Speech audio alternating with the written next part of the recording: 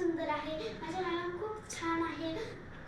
तेव्हा मी पहिल्यांदा आली तेव्हा मॅडम म्हटल्या काही नाही अभ्यास करायचा आणि मला मॅडमनी अभ्यासाची पहिली गोष्ट आवड लावून दिली ते झालं. आणि मॅडमनी मला एवढं लाड केलं एवढं लाड केलं, जर का संडे असो का कोणते पण सुट्टी म्हणजे गांधीजींची काहीतरी सुट्टी असो तरी मॅडमशिवाय मला करमत नव्हतं. असं वाटायचं शाळाच पाहिजे. आणि मग नंतर नंतर मॅडमची अटॅच होऊन गेली. मग मॅडम म्हटल्या होत्या तर तू स्पीच करू शकते कर, तुला येईन इंटरेस्ट येईल. मग म्हणून मी मॅडममुळेच पुढे गेली होती स्टेजवर आणि मला त्याच्यामुळेच मॅडममुळेच इंटरेस्ट यायला लागला.